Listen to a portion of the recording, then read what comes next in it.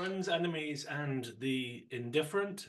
Welcome once again to another episode of Night of the Black Sun, where I am delighted to once again greet my old friend and set him across the table, on the table round, so to speak. Finn, who is the king of I think, the Forgotten or the Forbidden Quarter. Good to see you, mate. How are you doing? How are you feeling? Yeah, looking good, feeling good.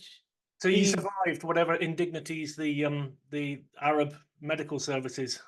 yes, I had Is an it? old man procedure, hence why the hot water bottle. Oh, bloody hell! All right, what's that? Keep 22 years of age. is that just the very tip? I said, "Hello, everybody. My name is Finn. Today I'll be having surgery with you, and this is my little fellow." Yeah. So you, like the last time we spoke to you, you were worried about, am I going to survive? And you did. Of course. Yeah. You were going to tell me an amusing anecdote about having a heart attack in Vietnam, I No, think. it was Thailand. Yeah, I had been feeling, as we said before, I was fit, but one of these fit people who have dreadful genetics. So I had been feeling um, these pains, and Hmm. I was leading two lovely Frenchmen diving, and suddenly underwater at about 18 meters, which isn't hugely deep. I started to feel nauseous and this band and of pain and blah blah blah, and so yeah, that was my first one. Nasty. 18 meters. I did my first scuba dive last year with another old friend of mine, Tom Jones, not the Tom Jones. Or Tom don't like. Tom Jones, yeah, I lived with him in Bath for a while, and we were called locally the Bonnie Boys, because we were both at Bonneville, so we used to ride around on them, being making nuisances of ourselves. And he said at the time, he said, I'm going to get out of this shit and I'm going to move to the Mediterranean and start a diving school. And it's like, yeah, whatever. So he did, and that's what he did. And he set up down there in Greece initially, and now he lives Menorca. So I went to visit him last year, and again, sort of strike up a relationship over that hadn't been hadn't seen him in so many years. And he took us out scuba diving, and man, what a world! Mm. Scary, but what an experience. Yeah, it's my zen place. It's my happy place. So, when did you get into that then? I think I'm doing it 9 years now. So you weren't doing anything like that when you were up this way. No, no, we were in Antwerp. Do you remember? Uh, Hmm. Weebix was out on the road, and we were at the tattoo parlor where the guy with the dreadlocks Yeah. were. And I was out in the back garden, and there was a guy there. He was drinking a fucking Duvel, and he Yeah. was smoking a big fucking fat spliff. And I Yeah. said to him, I said, "Hey, dude, what do you do, man?" He said, "Well, in the summer, I come back to Belgium. I smoke a fat spliff and I drink a Duvel, because remember, it's like angel pissing on your tongue. And then in the winter, I fuck off to somewhere sunny and teach people how to scuba dive." And that kind of ate it, gestated in here. Yeah. People, you can do that. And People will pay you to take them out when you're having a laugh. so I Yeah. thought, what a life. I mean, it's just sun, sea, and sun and sea. Hmm. Nothing else with an S. No, no. Yeah, sand, sun, sea, and sand. The All the sun, sand, and sensibility at one's age. sensible, yeah, the sensible behavior. So Yeah. yeah, it's a lovely, lovely, relaxed, chill Mm. thing to do. I highly recommend it to everybody. And even if it's, of course, it's naturally scary because we want to breathe. But once you get into the understanding that you'll always be fed oxygen, Mhm. not oxygen, sorry, air, uh, you'll be okay. And so it's just telling that monkey mind, Yeah. chill, chill, go Yeah. with it. It's like get into the space where you're relaxed and you incrementally, because obviously I did my first sort of major dive thing. It wasn't it maybe like it was about 12-15 meters I think we did. And you go in increments, and then you kind of acclimatize and go down a wee bit more, and then along a bit, and then down to where the interesting fishies are. Yeah. Um, have a look at a few bits and pieces as you're down there. But it's one of these things. It's like I used to do a lot of flying when I was a kid because I was in the air training corps. Did a lot of stuff in chipmunks and even in helicopters and all this kind of stuff. I loved it. Yeah, absolutely fucking loved it. But I've always had a no, I will. It's not right to say fear of heights. It's like I get wobbly if I go up too high and things get a bit weird. But I don't mind flying or in a glider or nothing like that. It's a completely different thing because there's this realization that if anything goes wrong, you're fucked. So there's Right. not a great deal you can do about it. The thing that always concerns me is if I have to rely on my legs, which have turned to these kind of like quivering jellies. It's like I can't do that. So you go, well, fuck it. It's the same with the diving experience. It's like I'm down so deep now that I'm not going to be able to get up to the surface in a oneer anyway without blowing some kind of bubble into my tiny little cerebellum. But also that's yeah. So it's a kind of there's a fatalism about it. So you have the decision. It's like just fucking chill and enjoy Yeah. it. Yeah. But it's a lovely experience, and it's a very zen. So rather than, just doing it, that you have to chat to people on the boat, it's very sociable. Afterwards, you become friends. Most of the friends I've made in my old age now are all scuba heads, and you know, we share the commonality of the love of it. But as you're saying, I mean, I was brought to see Jaws at 8 years old, a very wise decision by my mom and dad, terrified of sharks, and have many encounters with them over the years and loved it. But when I'm on the surface waiting to go down, I'm like, come on, chaps, let's get down. Let's get Yeah. down. And as soon as we're down and you can see them, then it's okay. Really? So you can do you find yourself just getting into their zone and they're all right with you, sort of thing, or But we're not food. So, so what kind of sharks are these? Sorry to interrupt. all kinds of hammerheads, black tips, Mm, all but we're not food. So as long as you don't present yourself as a morsel of mm, uh they'll come by and have a look at you. But mm. generally everything underwater leaves you alone, and the rule of thumb is to leave them alone too. Yeah, yeah. But it is a distinctly different world. And It it's like is. becoming aware of that. We live on the surface and there's just this immense, massive kingdom, which is not even, I think there's something like about less than 5% of the ocean floor which has been charted properly. We've got no idea. So anything could be down there and probably is. Yeah. Yeah, well, I was diving in the near the Canadian Trench, which is 7 kilometers straight down, and I was just at the precipice at about 40 meters. Mm, It was, I mean, me, I'm not spiritual, religious, or whatever, but it was the closest thing I ever had to a religious experience, was sort of floating, just hovering at 40 meters above an abyss of 7 kilometers straight down. And it yeah. blew my tiny little mind, absolutely blew my little mind. Yeah. You stare into the abyss and the abyss stares back at you. Yes, Fucking and hell. the abbess of the house of St. Joseph and Mary stares back at you. What you want, fucker? Indeed. You like my cup? Oh, It's, look. it's the old Oh, thing. look, it's the hard man. It's the Kernabas giant. There's a pal of mine that's producing a lot of these sort of things now, as well as sort of historical stuff. Ah, it's my favorite cup. Nice cup of coffee, but for me, I'm not really a big coffee drinker. See, so second, I'll get overstimulated if I'm not careful. So a glass of water. I've had to give it up. Mm, really, you were a big coffee drinker? I'm stimulated. Yeah. Yeah. Apparently, there's the guy with the big heart on is either a Jacobean construction or prehistoric construction. They're not too sure, are they? Right. Yeah. There's a few of these sort of things around there. It's Cernabus giant, but you've got all that stuff, the Wessex white horses and things like that too, which seem to be the same kind of stuff, isn't it? It's like, what are they trying to say? Is there a big horse over here, or is there a man with a giant willy who's, don't come into this territory? What are I they think it trying was to tell people? I think it was a fertility thing, wasn't it? Just sit on the top of the Jap, Oh, oh, that. Yeah. top of Yeah. the ship, and you'll get burgers. Sit on top of the chappy.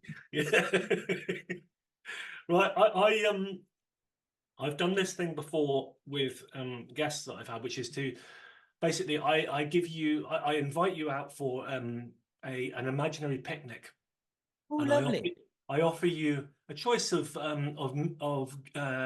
dishes which you can choose from, and they're sort of they're topics for discussion, if you like. So it's entirely up to you which one you choose, or if you choose none of them at all, but rather you want to choose your own one. So if I can find that on here, I'm going to offer you the buffet d'amour, the buffet of love. Fintan, come with me into the forest. Let's pick Right. mushrooms together. Let's set out our little tartan cloth and our thermos, and Why invite not? you to participate. I've got 5 options for you here. Okay, excuse me, people. Number 1 is Trump and the U.S. elections. Number 2, UFO disclosure. Number 3, a ghost story or similar from your own past. Number 4, Transformers, perverts in disguise. Number 5, if you could turn back time. Which will it be? I I'd like to talk about the trumpet. Go on, because Like, I don't. We're probably completely different opinions. But it's great to hear that. So go on, tell me how you feel about things. well, the because remember now we've had what 12 years of this circus, Yeah, yeah. roughly. And I remember I was in the Middle East when he got elected, and I was like, I just because I thought the vagina remark that he made would have been the end of his candidacy.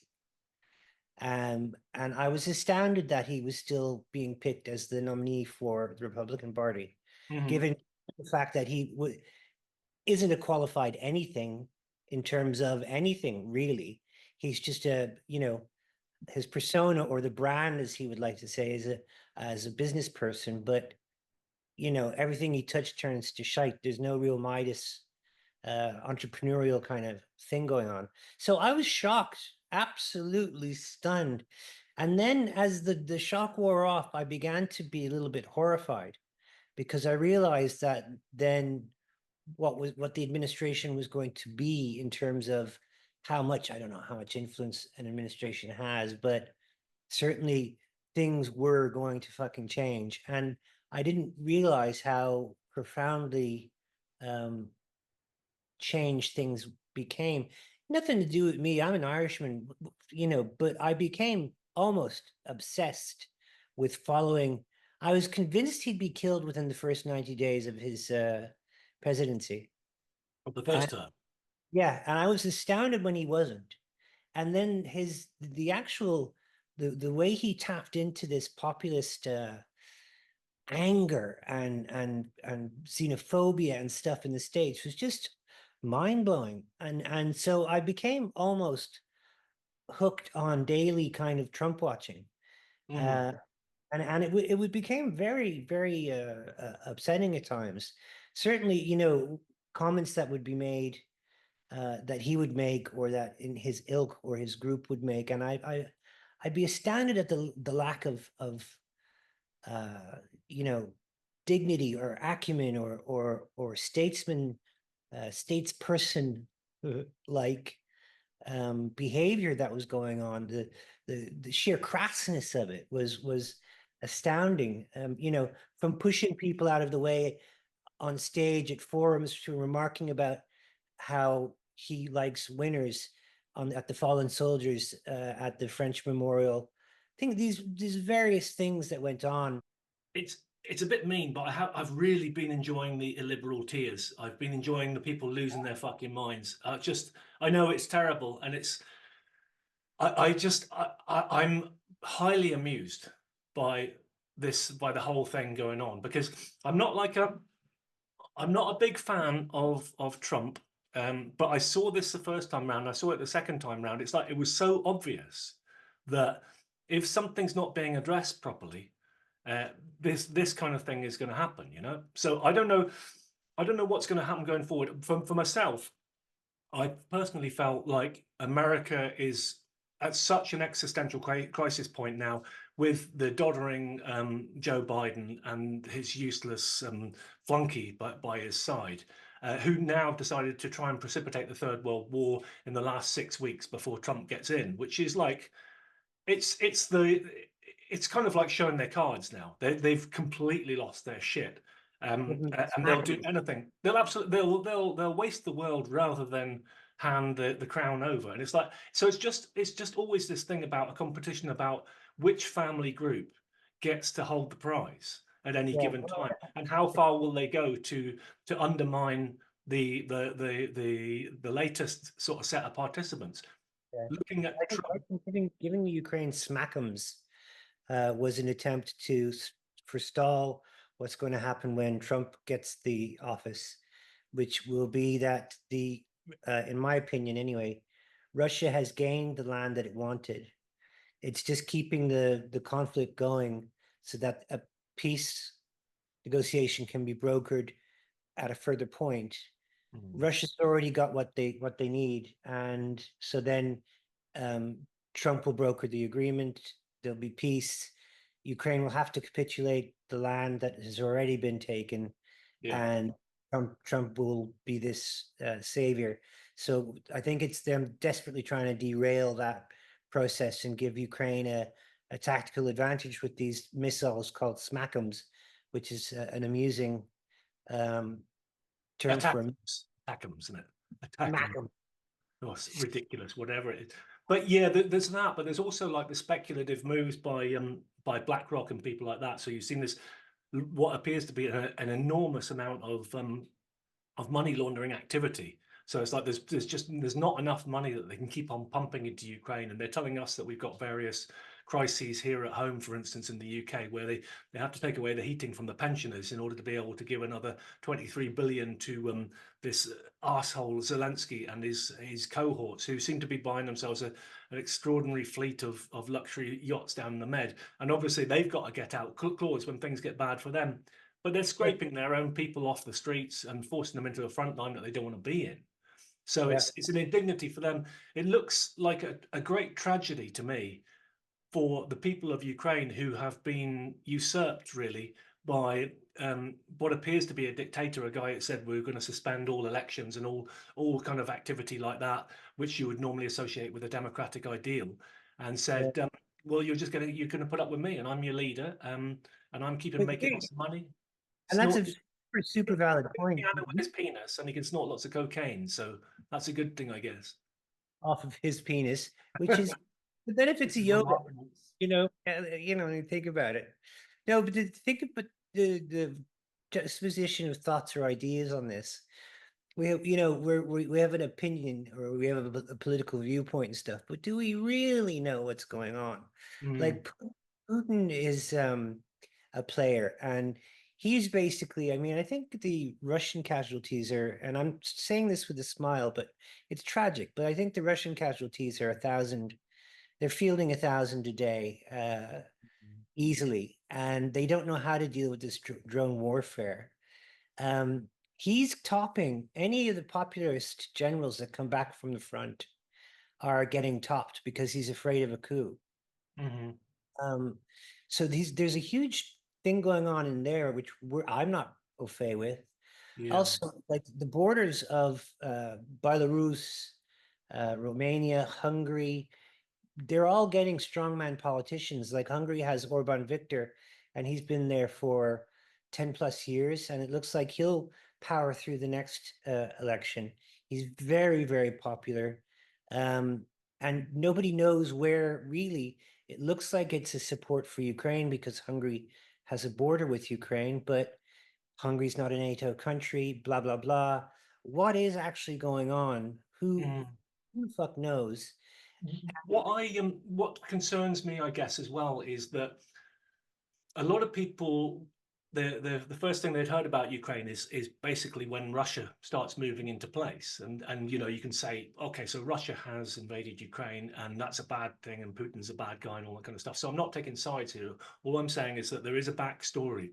Oh yeah. And most people were completely unaware of that. They're unaware of the CIA coup, and they're unaware of Victoria Nuland and all the US finanglings over there where they basically supplanted their own guy in after a democratic election, and they'd already been bombing the hell out of the Donbass.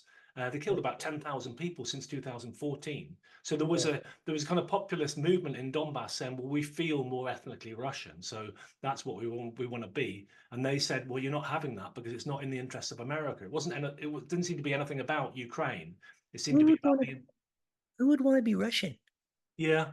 Who would want to be Russia? Well, at the moment there seems to be a miraculous recovery in their economy after all of these uh, financial what do they call them? Restrictions that they put onto them. So they seem to be doing all right.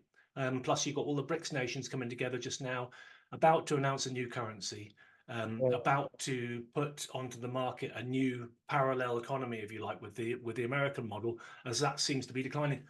But coming back to your point there, which is quite right, how much do we really know? All you can do is you can try and look into it and say, well, I have an opinion. Okay, And let's pull it into fantasy. That because we were both alive and well and with much more hair during the Reagan administration and Margaret that's Thatcher. I, I, mhm, I actually never thought the Second World War ended. I didn't think that the Second World War ended. I think it just switched from being against the axis of evil to Russia or to the USSR. Uh, mhm, and that basically then the push to uh, win the Second World War happened really in the 80s. And it was Reagan and Thatcher's administrations that really kind of put the nail in the coffin of communism. mhm. Can you Yeah. imagine Reagan thinking about Donald J. Trump as president of the United States? He's doing cartwheels in his coffin because Mm. they could be so they're polarly apart from what a Republican was back then in say 1982 to what a Republican is now. And as you say, it's like Ouroboros is this complete 360 with Russia, the USSR. I mean, John Wayne is literally looking up from hell, going, "What the fuck is going on?" Mm. Because now, would it be in a realm of fantasy, in a different world where you could talk to each other from Skye to the Middle East over a little flat screen? This strange world where perhaps say an American obscene businessman gets compromised somehow by Russia. Russia then has compromising material on him, but he has also then they have the ability because of the 21st century's technology and uh, algorithms and the way that they can almost program us to say, all right, well, what we will do is we'll field this guy as a candidate for the presidency. We'll start to create the most polarized political climate in American history, almost to the point of a civil war. That's how polarized people are. When during Mm. Thanksgiving you could sit down with your ma, she'd be a Republican, your pa would be a Democrat, and you could sit there and have a good old debate and Yeah. then go shoot something. But So this is my contention as well, that about people losing their shit all the time at the moment is it's entirely perhaps, imaginable. It's like they've perhaps been, yeah, perhaps this is a psyop. yeah, Perhaps this is one big fucking Russian psyop. Because when you read the comments, like I was reading through, I could see, oh well, that's a fucking bot. That's a bot. Mhm. And then sometimes I would make a comment. I would reply back in Russian to someone. Take the time to Google my answer in Russian and go back. Obviously you are not a fucking American, or you are not whatever. Mm. Is it feasible in an alternate universe that this has all been some Machiavellian ploy to destabilize the Mm. infrastructure of the United States, the political infrastructure of the United States, the United States, in terms of, could we be looking at a second civil war within the next 4 years there? We came close to it before. Yeah. I think Oh, first off, I think the whole Russian collusion thing, I think that was demonstrably proven to be a hoax, which they kind of rode on the back of for oh quite no, some. I'm not saying collusion. I'm not, I'm Yeah, you're saying saying there was influence. Yeah, like in the Cold War, like all the chaps from Harrow and from Oxford and from Cambridge getting compromised, yeah. and then going into MI6 or going into government, and being like Perfidio being used. And Well, would it? doubtless. Yeah, you've got Epstein, which is the prime example of that. Of course, we don't know anything about that list in the public sphere just yet because they're all on it. And it doesn't Yeah, matter which part of the political table you're on, including Trump. They're he all on killed it. himself, you know. Oh, yes, he did. He Yeah. did. That Matt Gaetz, he just came out and said that he believes that there was a foreign country that was behind it, and we know it begins with I, and their people begin with M. So, yeah, they've always been doing that sort of shit. He was an asset, and he was gathering information. And the same thing as you've got the sort of celebrity culture version of that, which is the Puff Daddy. Exactly. It's all sexual blackmail and compromat, as The they used to call it. Perfidio, wasn't it the Perfidio thing was all about Profumo. Fumo, thank you. Was all about compromised sexuality, Yeah. homosexuality. You're biting the pillow in Oxford and you're a lord and they have information on you and boom, But suddenly you they have. think these days, I mean, with everybody dressing up as whatever they want to be, and all the rest of it, you'd think there was actually no shame left in people. Because all it is, it's basically saying, well, we've got material on you, which in any other light would be a little flag they wave and go, yeah, me too. Yeah. It's just, how does it work? How does it still work? What the fuck is it that they're doing, which is it's I think so morally reprehensible to everybody? new blackmail should be that we don't actually have any dirt on you. That's right. Yeah, you're not doing anything wrong. You, What's your problem? Yeah. you don't have any fucking dark secrets. So what the fuck? We're gonna tell people that you are actually boring as fuck. That Yeah, you're vanilla. we're going to reveal the fact that you are boring. Yeah, I mean, there's this whole boy man love sort of shite that goes on in the States too. It's there's everything is being made agreeable and up on the plate, for consumption by whoever does. So this whole idea about shaming, slut shaming and all that kind of stuff. It was to be able to bring about this environment where it no longer works. The blackmail doesn't work anymore. But how does it still work at that sort of level? I would imagine that it's something to do with, I don't know, something creepy with kids and probably allied with some kind of like financial interests as well. So people get mixed up in a lot of different pies that they shouldn't. Also, who's going to look at actually doing real time, and who's going to actually walk away from all of these things without any kind of comprehensive punishment, and Mm. then span of years will go. I mean, Mike Tyson is a convicted rapist, and he did time in prison, and he's the darling of the American media. He's on. You see his name all time. Okay, time served. He's paid his dues for the crime committed, but he nonetheless is still a rapist and a very popular one. I Um, completely forgot about these charges. yeah, yeah, and he's like at the time the span of time has changed, and Mm. now we have Mike Tyson, the television celebrity. He's got his own podcast. He smokes dope and chats to other people, and and it's perfectly acceptable. It's like the comedian Louis C.K. who used to love frottering himself in front of people, which in my opinion, I don't judge people's kinks, Mockery. but I if I'm like going that. to judge a kink, I'm going to think cranking one out in front of someone certainly could be the most. Is it the humiliation that he's getting off on, or it couldn't be the cranking because that's That's the Weinstein wanking technique, isn't it? Really? yeah, Yeah. and he's a redhead. Good God, Oh, Jesus. you Yeah. know Well, what I I mean? hope he'd have the dignity to shave it down below. Ugh. So, like, he's coming back in and again, and is that period of popularity and then shame and then Mm. like Rob Lowe, didn't Rob Lowe get a blow? um that English actor, what's his name, with the prostitute, uh Hugh Grant, Yeah. um Who you was the know guy that all, was allegedly shoving hamsters up his arsehole? uh It's in the comments, please. I want to know who the fucking Oh, hamsters were. Richard Gere. That's it. Yes, yes. I do want to know how Well, the I would hamsters. draw the line there. I'd say, yeah, yeah, that's pretty bad, actually, man.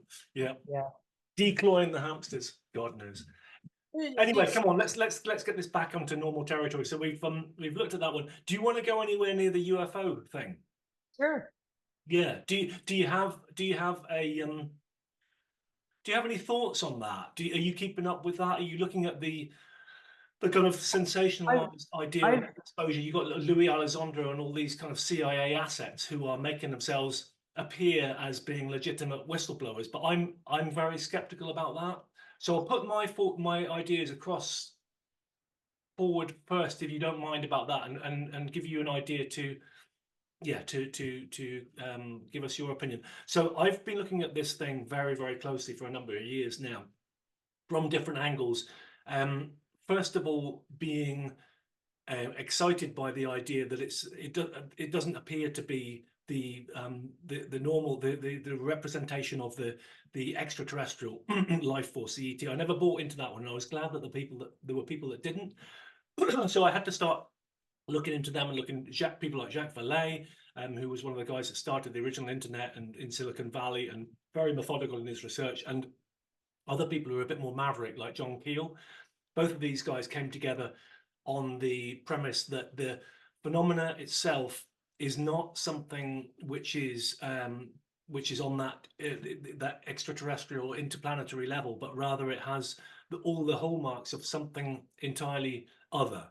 It may be something which is the ultra terrestrial hypothesis, which it might be something that's always been here, appears to be so, in that it keeps on being represented through myth, fairy lore, folk tales throughout cultures, throughout histories. Same thing, same phenomena, just giving a slightly different appearance with each preceding culture.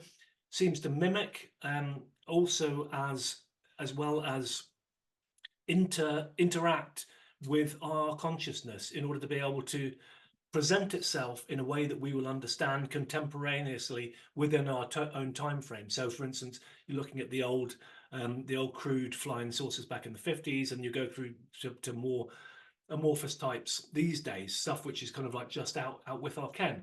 So the US congressional hearings or whatever that went on last week was supposed to have been toward disclosure, but I don't think disclosure is ever going to come about. I think there's elements within the US military, particularly, that are au fait with elements of the phenomena, although they're not completely aware of what it is. Maybe they're not, maybe they are. But just to put in a little morsel of information, are you aware of Tesla, Nikolai Tesla, who was the grandfather of Wi-Fi technology and various other things which haven't even been manifest yet? A guy of intense interest to the American special, the CIA and the FBI. He died in relative poverty, and his flat was raided, where he had all his mad scientists kind of like notes accumulated over the last 40, 50 years or whatever. And the group that was sent in, the FBI group that was sent in, had a special request. They were put out to find a person that would be able to translate or understand what they were looking at, so they wouldn't be wasting any time, so they could go through stuff and say what's important here, what's not. And they chose a guy called John Trump, who was Uncle John, Donald Trump's uncle. He was given the job of going in there and finding out the big information there, which was a lot of it seems to have been about the UFO files or whatever that is, the stuff that's hidden in the US government, along with the JFK stuff. So there's something which indicates that's thanks to a guy called Dark Journalist, by the way, so credit to him. There's something that indicates that Trump will be slightly au fait with this. I don't think he's a very bright man, but I think that he knows something about that, and that may be part of the threat that is felt by the other side of the equation. You know, you're all intergovernmental and secret societies and agencies which are all warring with each other under the surface.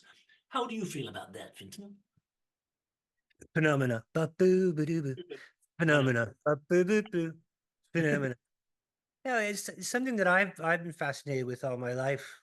I'm 2 weeks older than Star Trek, and it always struck me absurd to think that we would be the only sentient living creatures in the vastness of the universe. It's too fucking big for there not to be. Mm. Um, and whether or not they're, as the Fermi paradox has us in a quandary about, well, why aren't we seeing them yet? The age of the universe could be simply that we hit technological milestones at different points. Mm. So we are currently at this point, and the next sentient being, a group of beings, are either already extinct or have just started wiping their bumholes. So it's the tragedy of the vastness of space. So where then do you look for the solution to, what are these things? So incubi, succubi, ghosts, vampires, um, hauntings, the banshee, uh, changelings, putting iron in the children's cots to stop them from being swapped, and people actually convinced that their children are not their children anymore over the course of the night. Well, that's Um, huge injuries, isn't it? yeah, That's the thing. yeah, Yeah. and so as you say, then we become a technological age. So our boogeymen, and women, uh, boogie beat Boogie women, to be fair, yeah. Boogie boogie days. boogie people, they become then, technological boogie people. So, and then we have the incubus, the succubus. So you get abducted and then you fuck one. That's Mm. very much like the succubus or the incubus Yeah. thing. The whole anal probing thing is something else in itself. Like, why ask questions? Because the solutions to the answers to the questions are always contained within the question. So Mm. if this is our modern day, equivalency of folklore and superstition, then where were they? Why weren't cows' assholes being stolen 200-300 years ago? And why steal a fucking cow's But asshole? they were, weren't they? The milk cows were being stolen. They were Yeah, being taken into the fairy hills. yeah. So my point is this: is I don't that, know whether they came back with assholes intact. That's the thing. That's your point. yeah, mine did. So basically, what it is it now? When I was a youngin' smoking a big blat, I came to this conclusion that it was us. Hmm. That it was us. And the reason why it's us, because really maybe we're the only species that sort of with the opposable thumb that actually gives a shit on what's on the other side of it, of the hill. Certainly when I'm underwater and I see a trumpet fish or an octopus, which I personally think are aliens, they don't seem to give a shit. It's like, what are you? I don't really give a shit. We seem to give a shit. It seems to be in our nature to be like, well, what the fuck's that? Or why don't we go check what's over there, which is inherently dangerous. Mm. So why is it that this is happening, and what is the phenomena? What are these questions that we've got to ask? Your Uh, point there about that, that's pretty good. The thing about it's us, because I was just listening to a podcast the other day. I think a guy's called Cutchin. So I'm gonna get one of his books and his hypothesis. Again, I love to entertain all of these ideas and see where anything begins to fit into stuff, because I don't think we'll ever get it. I don't think we're ever going to be able to understand because it's beyond us. But he maintains, like you do there, which this could very well be us from the future.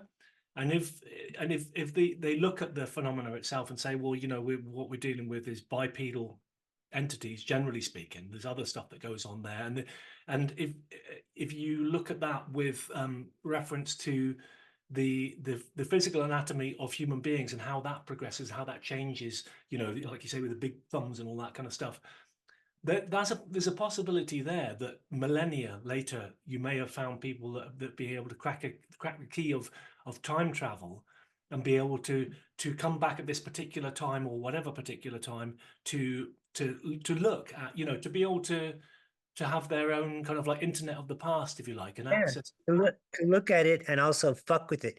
Could you imagine us being able to go back in time and not fucking with people? I would be continually fucking with people and having the best laugh. I, Yeah, you'd hope I that we'd be slightly more psychologically and spiritually developed at that time. no, not me, not Yeah, me. no, not I, you. I, whoops, look, it's gone. Fire, kick, kick, kick, Yeah, kick. do you mind? Just hang on, sit down there a minute. I'm going to stick this massive needle up into your uterus or Yeah, whatever it is. So there's that, but again, coming back to that, that doesn't, for me, it doesn't really resonate because it also appears to be that people get out of the experience what they put into it. So you get a group of people that like the Whitley Strieber kind of lot who look at the abduction experience as being a very dark and negative thing. So a lot of people constellate around that and they go, yeah, what they're doing is they're creating these hybrid alien human creatures, and this is going to happen, that's going to happen. Well, so you've got that, but it kind of feeds itself. And you have other people like the more new age, it's like, I'm being visited by from angels from the Pleiades, and they're blessing us, and we're all going to ascend. So it's kind of like, it's what you put in, you get out. So it's almost like a mirror effect of that too. So whenever these so-called entities, whatever they are put on the spot and they say, you know, who are you? What are you? What's your name? Where'd you come from? It's a typical demonic behavior. It's like evasion and lying. They always lie. It's like making up some shit. but So you get what you put in is my premise. that's exactly what you're saying. But for me, in terms of being us, um, we don't know. We're even just only beginning to understand the quantum mechanics and the spookiness of quantum physics. It is absolutely creepy as fuck when you see that, you know, if you fire protons, and I'm an idiot, so you fire it at a wall, it'll form a random pattern. If you fire it through a grid, no, if you fire it through a grid, it forms a random pattern. If you fire it through just at the wall, it forms a pattern that they can communicate. Quarks can communicate with each other through distances. I mean, what the fuck is going on with all that shit? Like, who know? Like, we don't know. I mean, maybe where does consciousness exist? People don't know. So, like, it's like the whole spirit, as you were saying about, you know, they're coming and they're giving me white tea and they're communing with us, but they could also be like you chung up a big hit of MDA or what was Yeah, DMT. EMT, Yeah, and like people are like Terence McKenna was convinced that realm you tripped to was inhabited by sentient human beings, not human beings, by creatures. creatures. Yeah, yeah. Yeah, Well, and they're fairy folk. You know that you see dwarves and mechanical yeah, dwarves, all this kind of shit in there. Yeah. yeah. Spangle have a great song called "A New Way to Say Hooray." The gnomes have learned a new way to say hooray, and basically, like, so how many dimensions can we perceive? How many wavelengths of light can I see? You know, I have a really narrow band of wavelengths, and how much communication can I push out through my vocal cords? Okay, form a thought that's conscious here, Mm. pull air out of here, push it over, and then form it with my beautiful mouth and tongue. And that you are actually then taking that and effectively mind reading me Yeah. through my grunts and sings. So aliens, I mean, how the fuck can you communicate with a butterfly? That's a fucking alien. How are we going to communicate? We can't even talk to dolphins, and they're smart as shit. So what is Yeah. it? Is it on a quantum realm? Is it us from the future, which is completely plausible, plausible, Well, plausible. That's a new word. Yeah. plausible. I'm still breaking these fuckers in. Oh, So new word for you. yeah, Zeichenstockenpumpf. like, oh I, yeah, I am very excited. I have a Zeichenstockenpumpf. I'm bring that simultaneously up. Oh, Zeichenstockenpumpft. Yeah, you nice. can have that. Anybody can use that. Zeichenstockenpumpf. Yeah, man, So, stop. yeah, feeling good. So I don't know. I No, we base don't know. I think it's us, and I also think there's so much shit on that quantum mechanical level that we've got to find out about, because that shit's fucking that. Now that's some serious magic. Um, Yeah, and I can't get my head around it because, well, I think you're a lot brighter than I am with respect to that. I can't. There's complex ideas I can't get around. I was never good at mathematics. I can kind of like trace a line and that's about it. But I'm intrigued. I'm still intrigued by these things. This thing about it's something to do with consciousness itself, which is being gradually revealed to us. And I'm not really sure, as I say, I don't, coming back to the original idea of this segment of the picnic, is I don't know that the idea about disclosure, I don't think we can ever have a full disclosure, because I don't think we can get our minds around it anyway. I Yeah, think but it's too much. We're they being always invited. agendize it. Go on. They always agendize it. Finding Roswell will use this balloon as a way of terrifying the fucking USSR into thinking that we can retro-engineer, uh, you know, alien technology, or will Mm, we reveal it's just debris from a balloon? How can you retro-engineer alien technology? I know we're a clever species, but doesn't like alien, even the term alien itself means it's fucking alien. So mm, how do we use this bullshit, all of this stuff. This is all usable stuff. So there, of course, there's some form of agenda, whether it be to sell column inches as it did in the old days, or to create clicks. I am a reader of the 14 Times. I mm, have been fascinated by uh, Fortiana, by ghosts, by poltergeists, by alien visitations, all of my 58 years. And now at this point in time, I get fucking bored when I see another whistleblower uh, mm. coming along, because I know there's an agenda somewhere here, and Yeah. it's not about divulgence, because otherwise it would have been just like, all right, guys, Yeah, yeah, they want to control the conversation as it comes out. So they want to be able to say it's always weaponized, or the idea about it being potentially weaponized. So going back to Ronald Reagan again, he did say on several different occasions the same thing. He said, if we were all faced with a threat from outside of us, would we band together? And the Russians said, yeah, I'm with you, mate. We've got your back. And everybody else said that too. So he put across this idea that if you can manufacture an enemy, which is the other, you would be able to bring things together into the idealized one world government system, if you like. You could scare the shit out of people enough to be able to say, we will give up all autonomy and all personal sovereignty well, in order for us to feel safe from this threat. very Manufacture. the other is a very workable model, because the demonization of a subpopulace of a religious group or whatever has been how we've justified slaughtering each other for millennia, Yeah. and so who knows what the fuck it is, but in terms of, from my perspective, it's us. I believe in the vastness of the universe. It's tragic, it's so big. Mm. um and that the distances are just, even with starship bullshit, it's still, so it's us, and it's something to do with quantum mechanics, and Oh, it's okay. Yeah. it's being used, like everything right now, as a form of manipulation. That's my opinion. Yeah. Oh, So, yeah. I mean, as I said, I don't have a fixed opinion on this at all, because I don't think I'm ever going to understand it. But there's enough there to keep me intrigued. So, if you like, my life would be really boring if I didn't have these questions. So they go on and they go on and they go on. I found it quite. can you just Rob, entertain this idea for 1 second though, right? When you go out to get some more coke for the fire tonight, and you get fucking beamed aboard a spaceship, and you get probed, right? Probed good, Mm. really good. So you come to, you wake up, you cacks around your ankles, remember everything, and you say to Meg, guess what happened to me? And she goes, fuck off. And then you ring me and say, guess what happened? And I go, fuck off. Can you Yeah. imagine how terrible that would be to have that experience? Yeah. And every single fucker just dismisses you. Well, we had this conversation the other day, so I'm gonna recall it for the listeners here.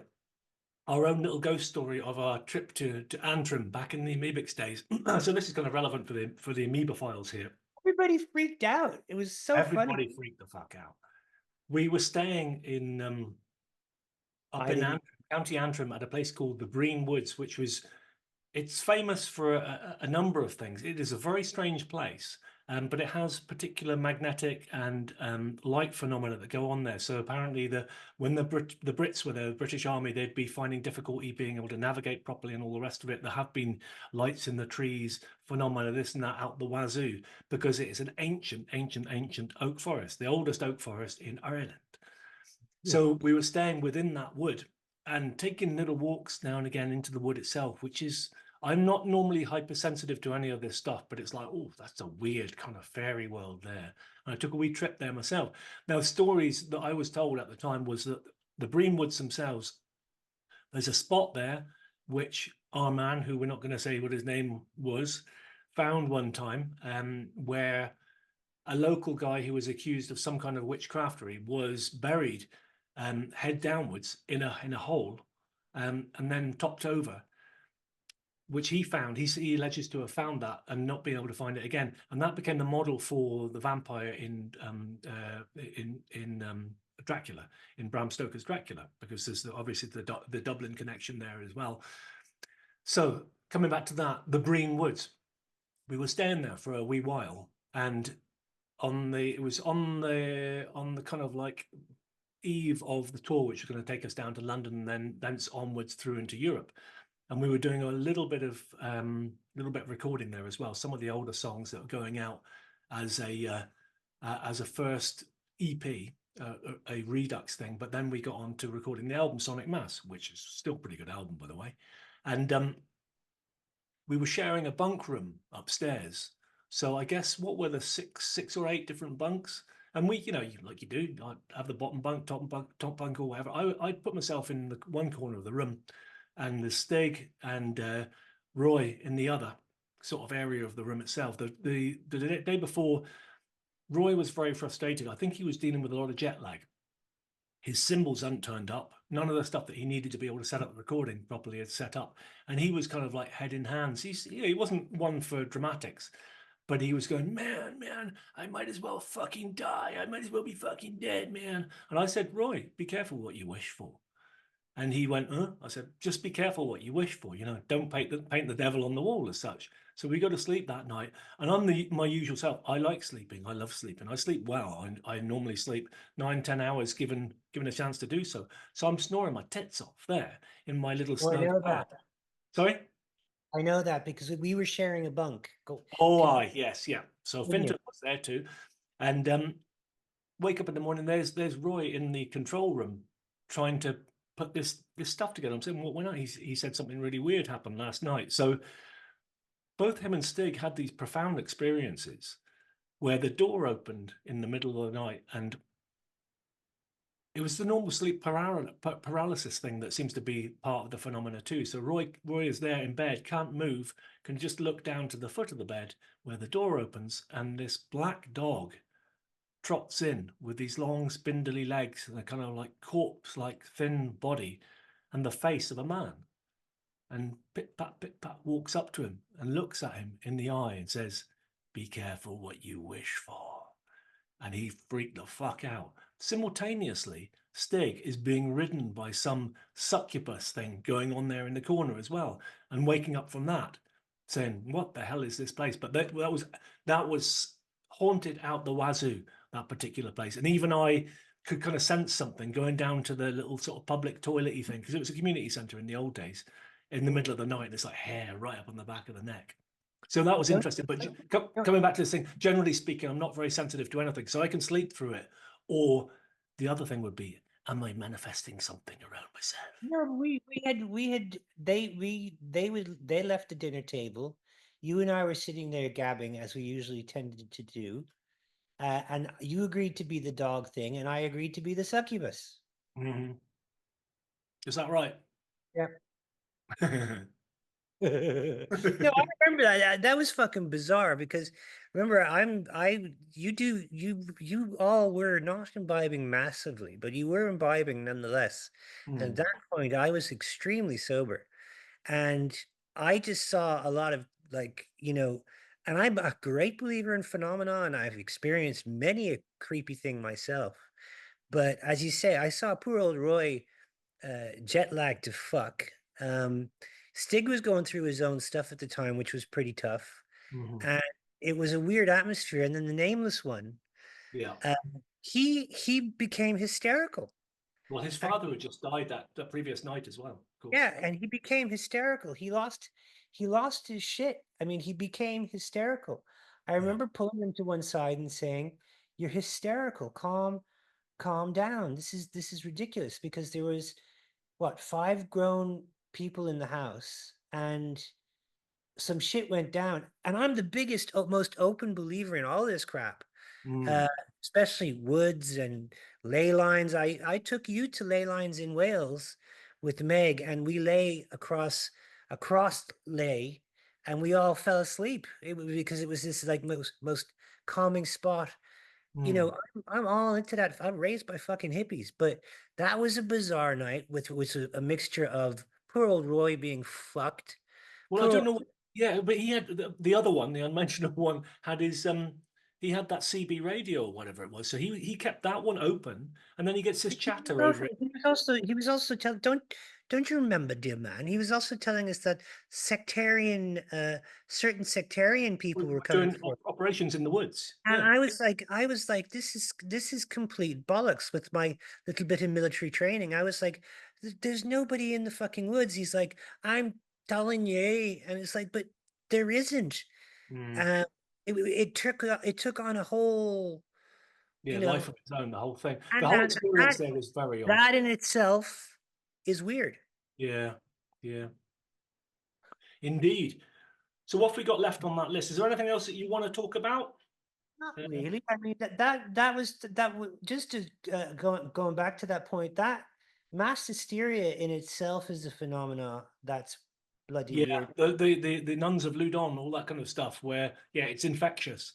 The But then again, dance, we could say the Trump hysteria was infectious too. So you've got yeah, that with people generating this idea about all these terrible things going to happen. It's, well, what's happening right now? Nothing. yeah, Not much. If anything, with the Trump thing, to come back to that briefly, there's there's the obvious disappointment. It's just like as soon as you start to see the cabinet that they assemble around, it's like, oh no, really, I was hoping that. Well, we'll still see. We'll see what happens. If you can genuinely keep out of wars and stop other people from committing atrocities against people who've done them no real wrong anyway, that would be a win in my book. I yeah. don't care Well, who you are. I pulled myself off the tit of that, and I'm very happy that I did because I got perspective, and I was like, really, is it important to me? And I was like, no. You know what? I'm Yeah. I'm I'm pulling out of it stoically, and I'm going to stand back, and I'm just going to observe.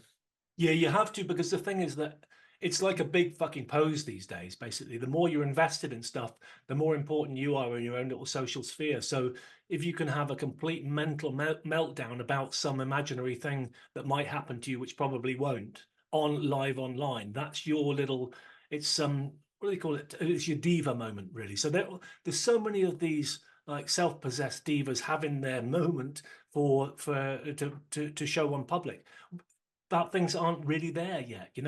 There's we we've probably had this sort of conversation but before, but the saturation of information is a lot to blame for the fact that we think that we're intimately connected with stuff. So, for instance, when that unmentionable country in the Middle East had their October thing that went on, my initial response to that was, well, there's them and there's the other party there as well. It's just like, don't get involved with either of them.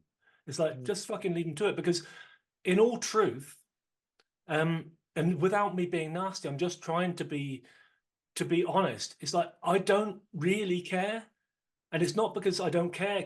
It's because it's not my people. It's not my immediate family. It's not something that I can immediately um, help or precipitate any kind of help whatsoever. It's not something that I can do. I do care in that I think that the situation itself has turned into, as you can imagine, it's just a full scale genocide, which it is. It's disgusting. But that's true to form. For the characters that are playing out in this particular thing, one of them always gets the victim card, no matter what they're doing. Is they call out in pain as they're punching you. So that's been the way that it goes. That's the MO And that for me is the essential ingredient that I would want everybody to be able to see and say, with this proper perspective, look at things accordingly. Anywhere else, to anybody else, anything else happening on this scale, you would be right on top of it. But everybody's compromised. And I say, I think that the incoming Trump administration is compromised now. There's certainly the Biden administration is. The Brits are up to the eyeballs with that. There's nobody out there that's saying anything about this, and nobody will do anything about it. So that's my two penneth, my moan of the week. It's getting Completely agree. dark then. And yeah, it's there's nothing wrong with not caring, and sometimes the best way to do something is to step back and detach completely. Because if you want to have an ego battle with me, and we bump shoulders in a pub, and you go, "Oh, you spilled my pint, you cunt," and I'm like, "Hey, you calling a fucking cunt," and then we can have a nice old evening of glassing each other and all that kind of crap, and end up with stitches and manslaughter charges and all this kind of stuff. Or you spilled my, and I'm dreadfully sorry, and can I please get you another one, and resolve the thing and step back and not really give a shit uh, about the Don't interaction. invest your energy in stuff you can't do much about. You can't. So why Yeah. not? Like, it breaks my heart to see the tragedy. It breaks my heart to see genocide, but you can cherry what genocide is going on right now. You go to Sudan, look at Yemen. Yemen Yeah. is the poorest country on the fucking planet. It's being bombed into the Stone Age. Sudan is it? Oh, I'm in trouble now. So yeah. Sudan is fucked. Boko Haram are destroying northern Cameroon and northern Uganda. The atrocities that are going on all over the continent of Africa is crazy. But See, then we not don't just, get that from here, do we? We don't. There's a Euro perspective where we just go certain things are of interest. oh So yeah.